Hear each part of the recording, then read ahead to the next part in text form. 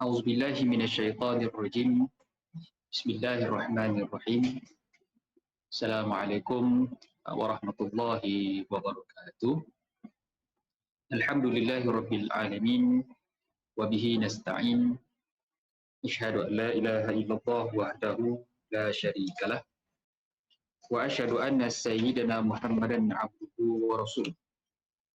اللهم صل وسلم وبارك على سيدنا محمد وعلى آله وصحبه وبارك وسلم.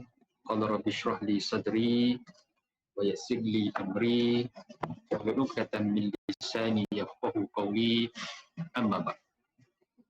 Muslimin, muslimat, sidang penonton yang dirahmati dan dikasihi oleh Allah Subhanahu wa taala, terutamanya ahli Korea di sekitar Surau Al-Alamin, Bantatul Husin. Semoga kita semua berada dalam keadaan yang baik dan semoga kita beroleh keberkatan dan rahmat daripada Allah Subhanahu wa taala.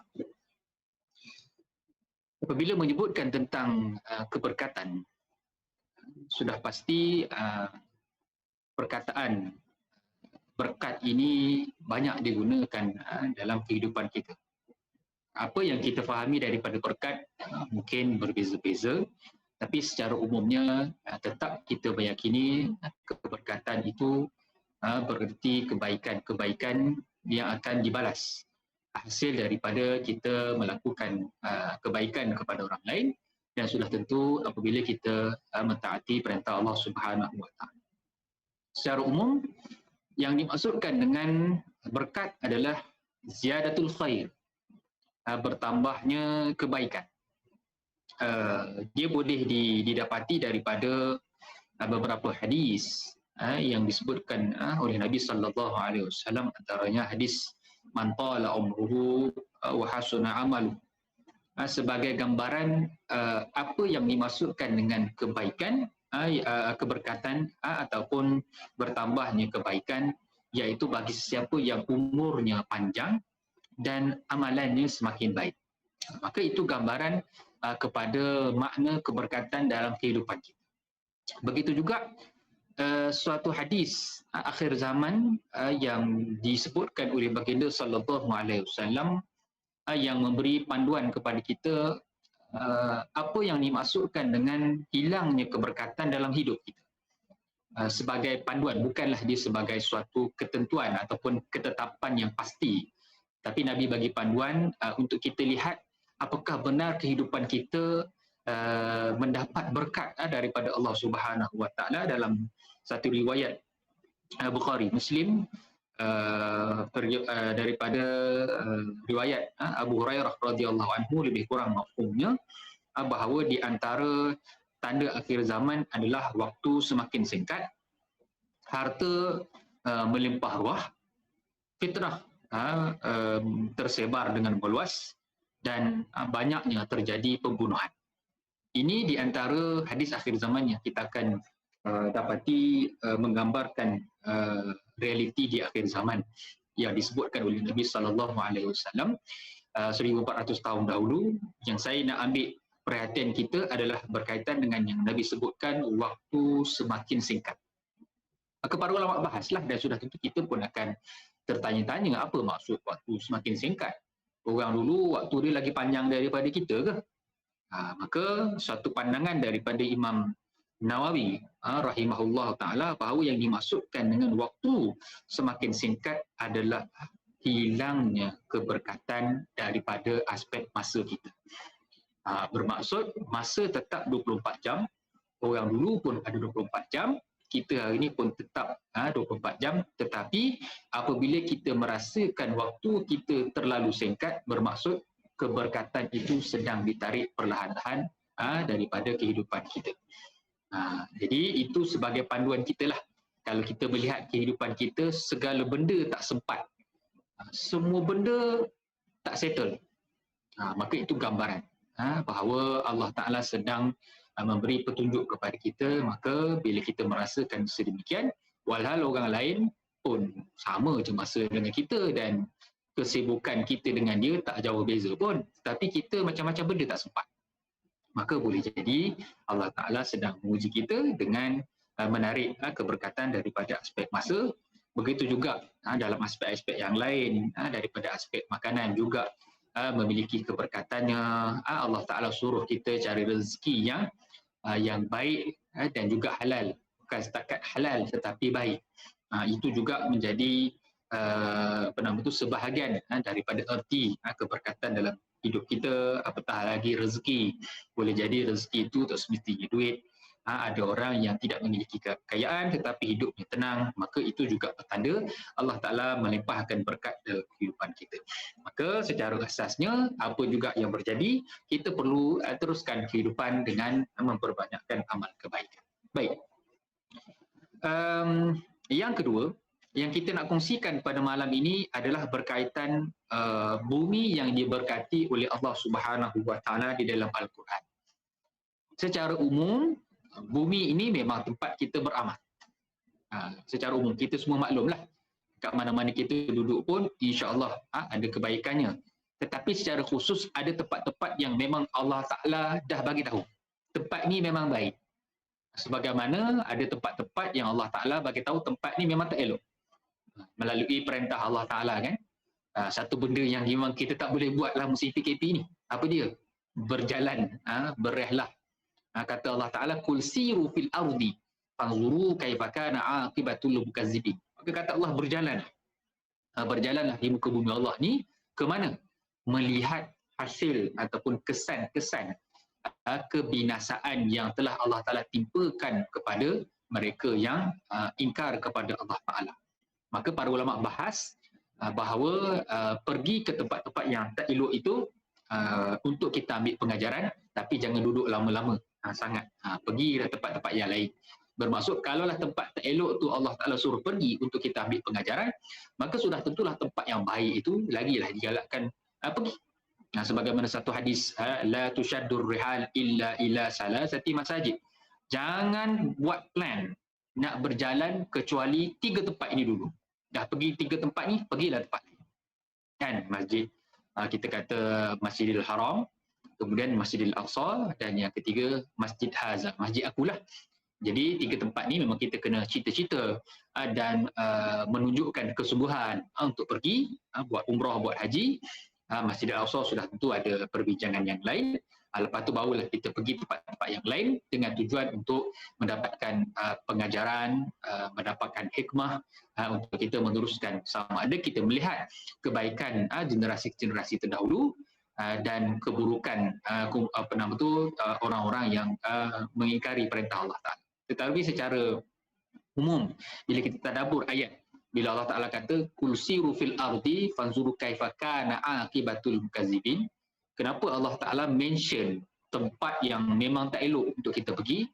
Maka daripada aspek sejarahnya, kita akan dapati hari ini, di muka bumi ini, tempat yang tak elok, tempat yang pernah menjadi kisah mereka yang ingkar kepada Allah Ta'ala, kekal sampai hari ini kan. Adapun tempat orang soleh ni kita kata banyak dah hilang, banyak dah tak jumpa. Kita kubur Nabi Musa pun kita tak tahu kat mana kan. Kubur para Nabi terdahulu, banyak yang memang maklumat itu kita taklah boleh mempercayai 100%. Tetapi maklumat itu ada. Tapi secara tepatnya tak ada. Tapi maklumat untuk Fir'aun, clear kan. Memang sebesar-besarnya piramid. Bukan 1, 3 dan jumpa lagi macam-macam piramid yang ada kan. Itu sebagai contoh. Tempat-tempat orang yang ingkar ni memang Allah Ta'ala takdirkan dia kekal sampai akhir zaman. Baik. Yang ketiga, kita nak cerita tentang bumi yang diberkati oleh Allah menurut Al-Quran, merujuk kepada bumi Palestin dan yang berada di sekitarnya. Baik, ada beberapa petunjuk Al-Quran melalui sejarah. Dan sejarah itu mungkin perlu rujukan yang lain, tetapi di dalam Al-Quran ni Allah Ta'ala bagi beberapa poin sejarah yang membuktikan Palestin dan juga sekitarnya adalah suatu geografi yang penting untuk umat Islam. Ada 6 petunjuk. Kita tengok satu persatu. Yang pertama, Allah Ta'ala sebutkan bahawa petunjuk yang penting melalui sirah adalah penghijrahan Nabi Allah Ibrahim alaihissalam daripada bumi Mesopotamia ataupun yang kita sebut sebagai Iraq. Allah Ta'ala sebut dalam surah Al-Anbiya. Dalam surah Al-Anbiya ayat ke-71, Allah Ta'ala ceritakan tentang Nabi Ibrahim yang ketika itu bertemu dengan Nabi Lut. Maksudnya kita akan dapat maklumat bahawa Nabi Ibrahim dengan Nabi Lut ni lebih kurang sezaman. Kata Allah Ta'ala, وَنَجَّيْنَاهُ وَلُوطًا إِلَى الْأَرْضِ الَّتِي بَارَكْنَا فِيهَا لِلْعَالَمِينَ. Dan kami selamatkan Ibrahim dan Lut ke sebuah negeri yang telah kami berkati untuk seluruh alam. Bermaksud, kata para ulama, bila sebut ilal ardil lati barakna fiha, di manakah bumi yang diberkati oleh Allah itu, maka dia adalah bumi Syam. Maka Syam, yang kita perlu fahami,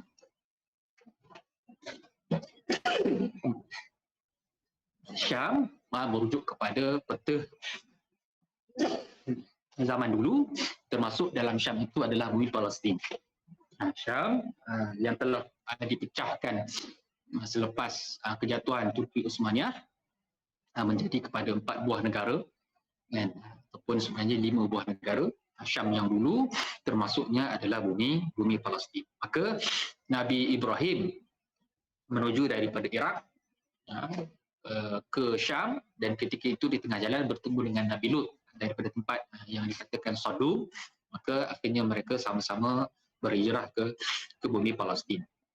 Maka kalau kita nak selami cerita dakwah Nabi Ibrahim, panjanglah ceritanya kan. Mungkin kita boleh hayati macam mana era Nabi Ibrahim yang berlawan dengan Namrud, akhirnya yang dia selamat daripada api. Akhirnya selepas daripada itu berhijrah ke bumi Syam, dan cerita bagaimana dakwah tersebut juga ada dalam surah Al-Anbiya daripada ayat 51 sehingga ayat yang ke-69. Baik, itu yang pertama. Yang kedua, panduan daripada Al-Quran tentang sejarah ini juga adanya rentetan daripada penghijrahan Nabi Ibrahim tersebut adalah kelahiran Nabi Ishaq. Nabi Ishaq dilahirkan di bumi Syam, di bumi Palestin. Dalam surah As-Saffat ayat 112, Allah Ta'ala menyebutkan وَبَشَّرْنَاهُ بِإِسْحَاقَ نَبِيًّا مِنَ الصَّالِحِينَ وَبَارَكْنَا عَلَيْهِ وَعَلَى إِسْحَاقَ وَمِنْ ذُرِّيَّتِهِمَا مُحْسِنٌ وَظَالِمٌ لِنَفْسِهِ مُبِينٌ. Dan kami berikan khabar gembira kepada Nabi Ibrahim dengan kelahiran seorang Nabi lagi, iaitu Nabi Ishaq, yang termasuk dalam kalangan orang-orang soleh. Lahir kat mana? Lalu kami limpahkan keberkatan kepadanya dan Ishaq. Di antara keturunan kedua-duanya, ada yang berbuat baik dan ada yang berbuat zalim terhadap diri sendiri. Maka ini juga suatu poin yang penting di dalam sejarah, bukan setakat berhijrah, tetapi di sana Nabi Ibrahim bermastautin, akhirnya melahirkan Nabi Allah Ishaq alaihi wassalatu wassalam. Ini yang kedua. Bermaksud bumi Syam itu memang diberkati, kita akan sebutkan selepas ini, dan keberkatan bumi Syam itu ditambah lagi dengan kelahiran Nabi Allah Ishaq sebagaimana Mekah itu kan.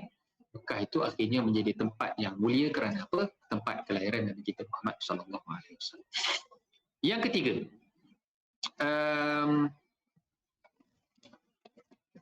kita akan dapati memang Allah Ta'ala menceritakan timeline ini berlaku dalam tempoh tokoh yang besar dalam umat Islam, dan tokoh ini juga besar dalam kalangan Yahudi dan juga Nasrani. Kemudian yang ketiga adalah peristiwa selepas tenggelamnya Fir'aun. Maka ketika itu Nabi Musa dan pengikutnya yang selamat, maka juga mereka tinggal di bumi Syam ataupun sekitar Syam, iaitu di mana? Di bumi Mesir. Yang ketiga, Allah Ta'ala mewariskan tempat ini kepada pengikut Nabi Musa yang soleh, dan Allah Ta'ala rakamkan dalam surah Al-A'raf ayat 137. Ayat 137 yang berbunyi, wa awrathnal qaumal ladzina kanu yustad'afuna masyarikil ardi wa magharibaha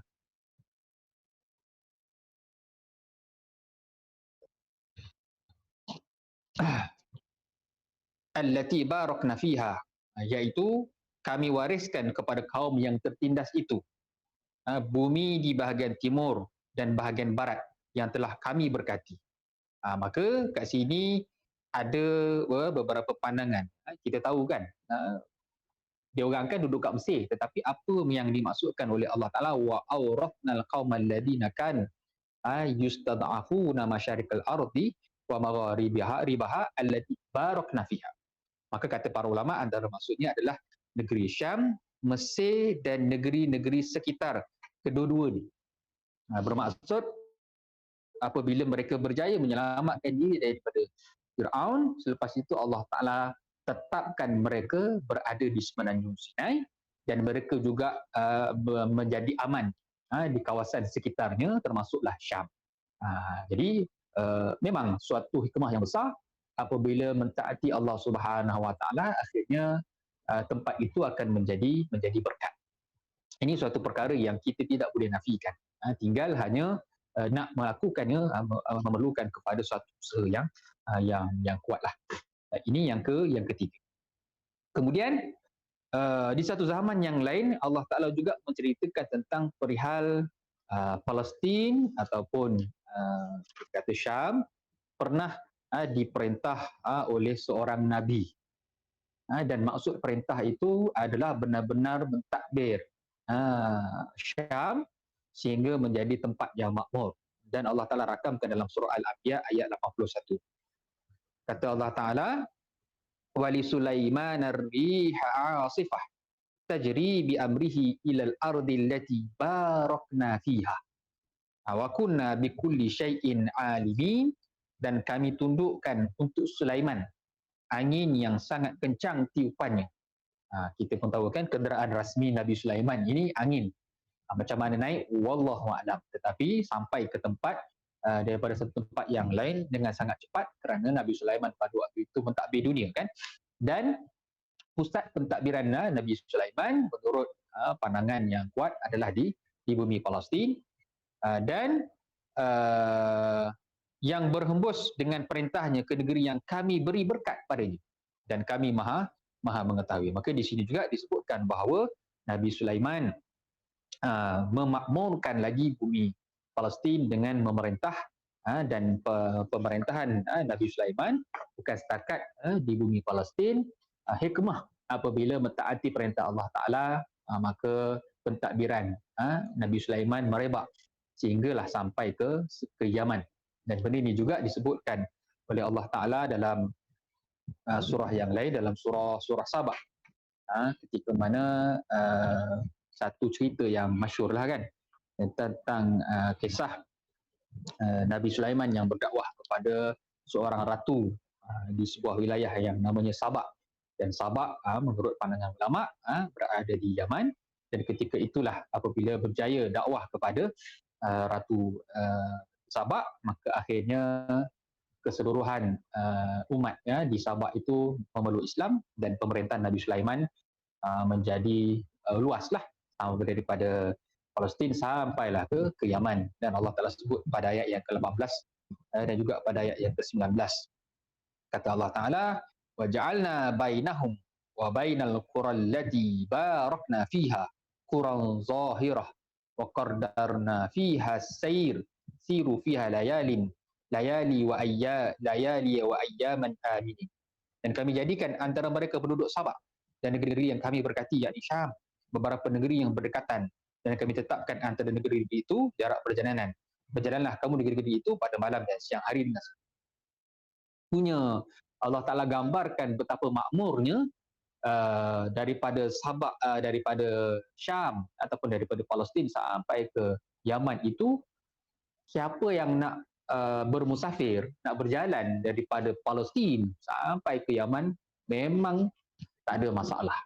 banyak perkampungan dan boleh jadikan R&R dan tak ada masalah dalam perjalanan tersebut untuk risau dirompak ke apa ke boleh jalan dengan aman. Dan memang dalam hadis akhir zaman pun Nabi sebut dalam hadis di antara petanda keamanan sesuatu tempat apabila kita boleh berjalan di tempat yang sebelum ini dikenali sebagai tempat rompakan, black area, tetapi bila makmur bermaksud tempat itu memang tak ada masalah, boleh lalu seorang-seorang pun tidak akan ada yang mengancam keselamatan. Dan yang terakhir yang boleh disebutkan petanda keberkatan bumi Palestin dan sekitarnya melalui kisah yang tidak asing bagi kita, iaitu Al-Isra' wal Mi'raj, bagaimana Nabi kita Muhammad secara khusus diisrakan ke bumi Palestin ataupun secara tepatnya ke Masjidil Aqsa, dan ia merupakan sebagai kesinambungan keberkatan yang berterusan, yang syarat yang Allah Ta'ala ceritakan daripada awal Nabi Ibrahim, Nabi Musa, Nabi Sulaiman, sampailah kepada Nabi kita Muhammad SAW. Keberkatan itu bukanlah dibuat-buat, tetapi sungguh-sungguh Allah Ta'ala memberikan satu kunci kepada kita. Keberkatan itu lahir dan datang daripada Allah Subhanahu Wa Ta'ala, dan terjemahannya apabila mereka yang berada di situ adalah mentaati Allah, maka Allah Ta'ala akan luaskan lagi keberkatan tersebut. Dan melalui peristiwa Mi'raj pula kita akan dapati Nabi diperlihatkan beberapa batang sungai.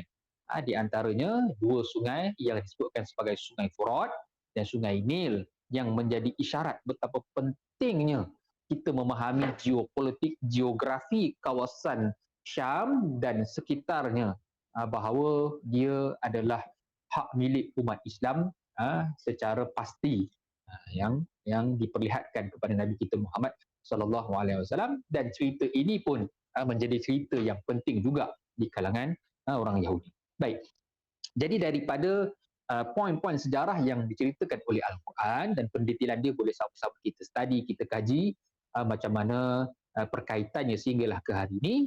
Ada 6 kesimpulan yang boleh dibuat. Ada 6 kesimpulan yang boleh kita sebutkan. Daripada 6 poin tadi itu, ada 6 kesimpulan. Yang pertama, keberkatan itu datang daripada Allah. Memang hak milik sepenuhnya Allah Ta'ala nak pilih tempat mana yang dia nak berkati. Sebagaimana dalam banyak-banyak bulan, Allah Ta'ala takdirkan bulan Ramadan bulan yang paling berkat. Dalam banyak-banyak tarikh, Allah Ta'ala pilih Rabiul Awal menjadi tarikh kelahiran Nabi kita Muhammad, dan macam-macam lagi lah. Maka semua itu kerja Tuhan. Yang kedua, keberkatan ini adalah keberkatan yang tidak bertempoh. Bermaksud bila berkat, dia akan sepanjang masa berkat. Kita kata kalau tanah tu subur, dia akan sepanjang masa subur. Jadi itu yang kedua.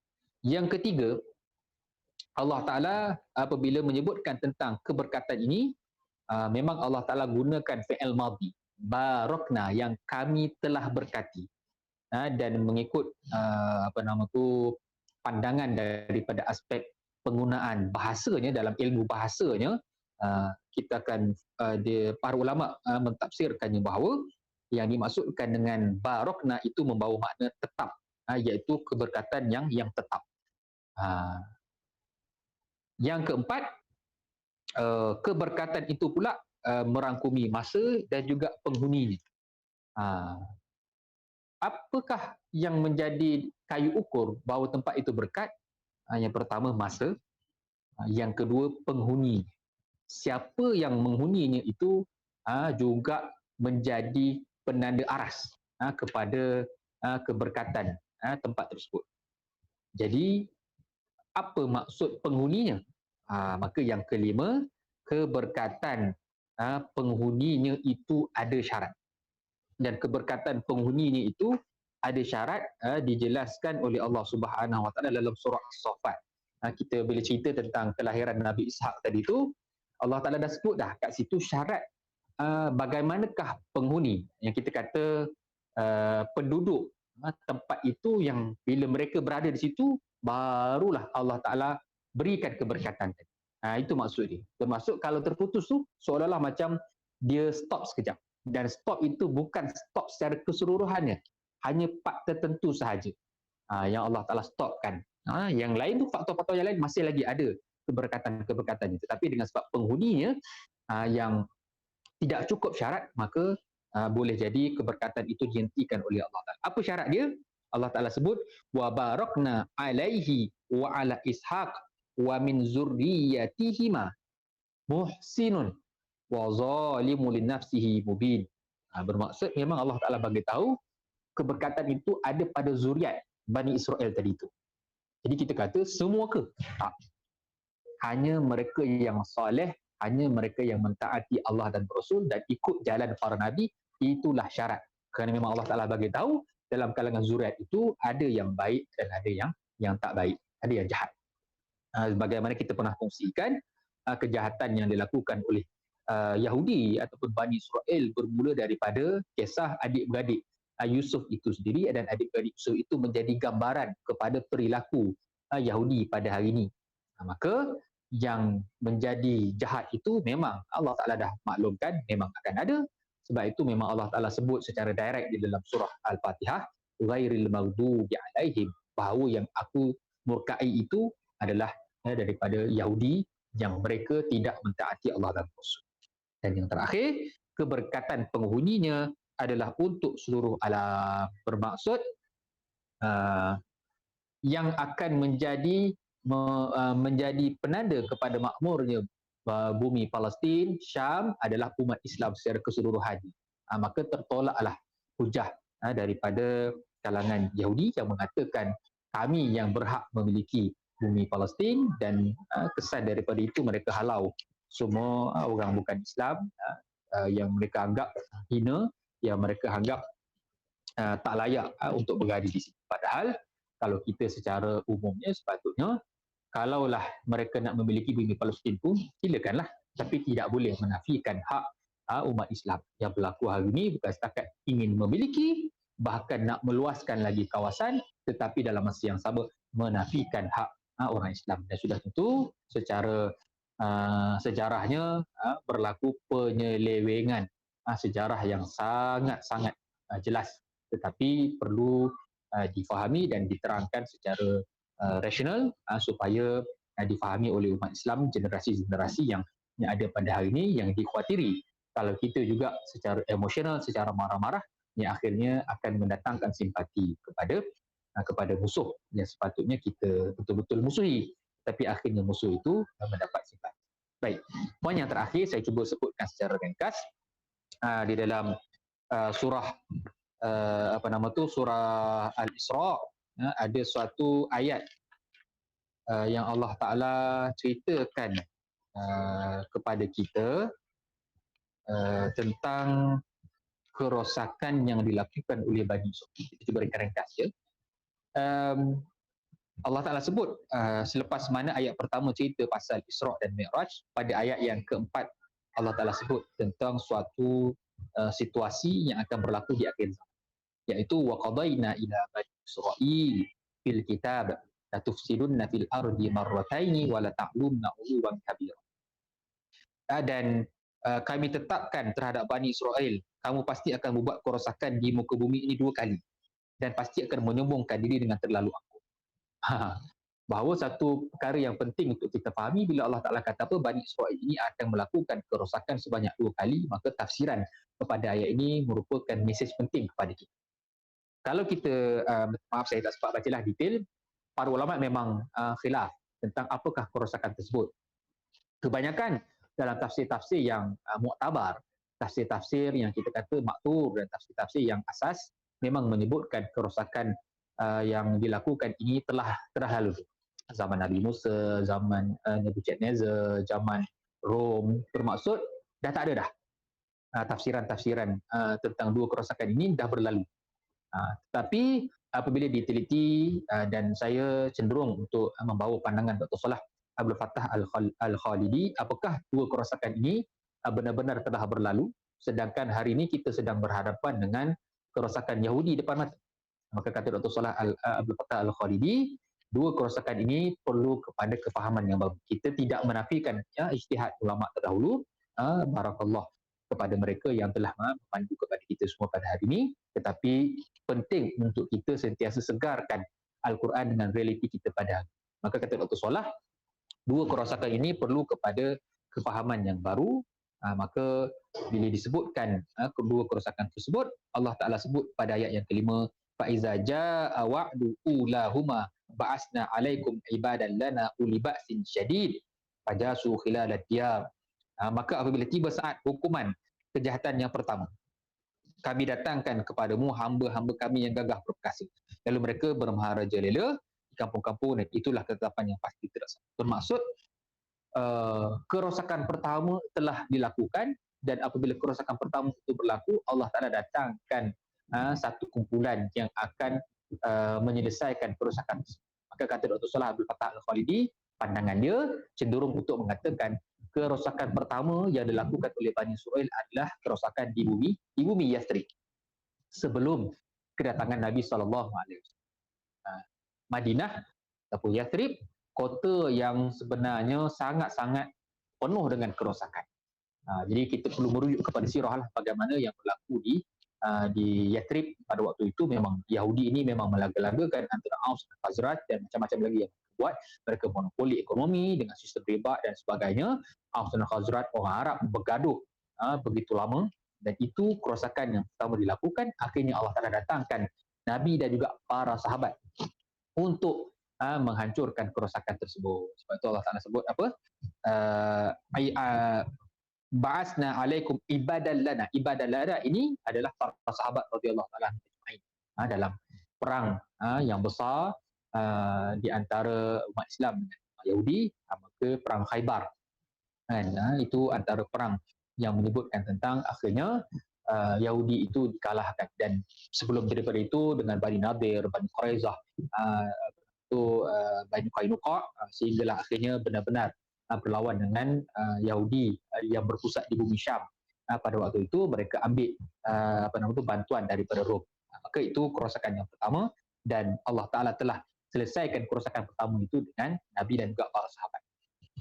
Cuma pada ayat yang ke-6, summa radatna lakumul karrata alaihim wa amdadnakum bi amwalin wa banin wa ja'alnakum aktsara nafira.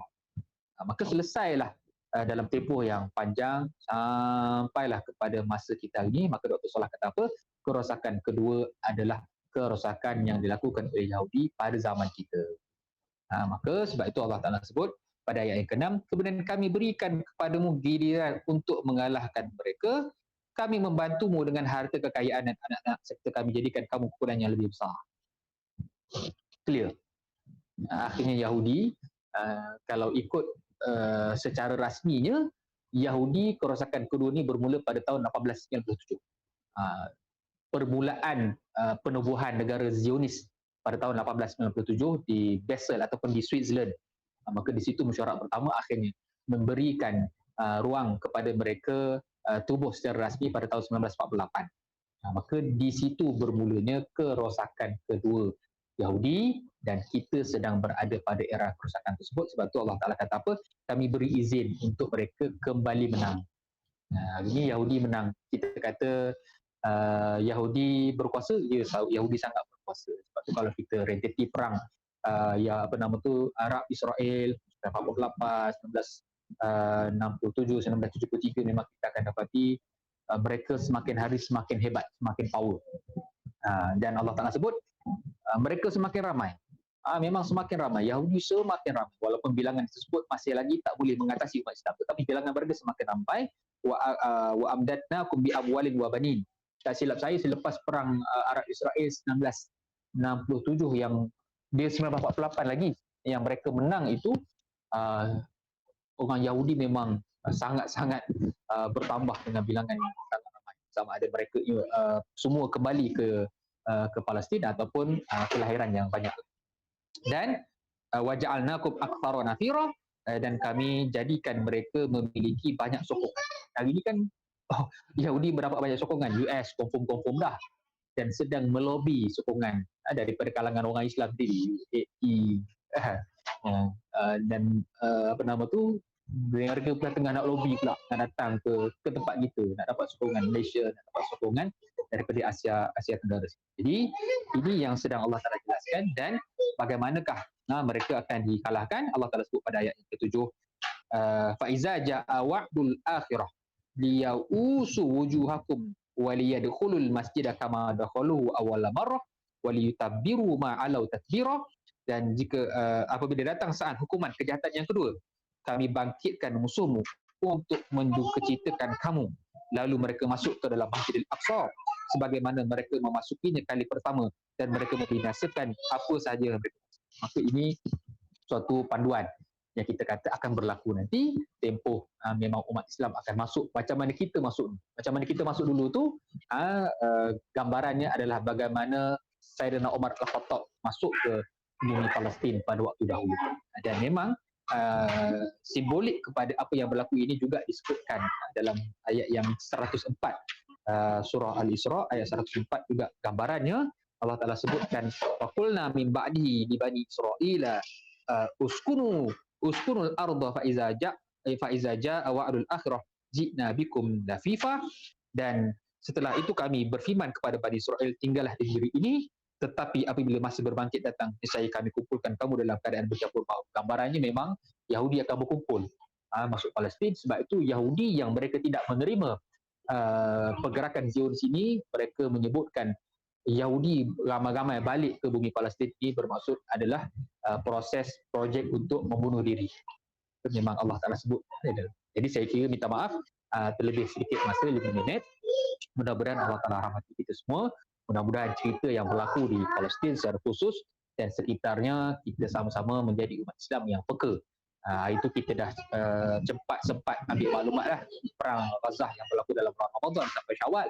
Tapi hari ni macam kita dah ambil, tak tahu dah apa yang berlaku, kerana seakan-akan macam dah tak ada peperangan. Padahal mereka masih lagi berhadapan dengan ancaman peperangan itu sepanjang masa. Moga-moga Allah rahmati kita dan semoga kita semua diberkati oleh Allah Subhanahu Wa Taala umurnya, kehidupannya, rezekinya, seluruh kehidupan kita. Wallahu a'lam. Assalamualaikum warahmatullahi wabarakatuh.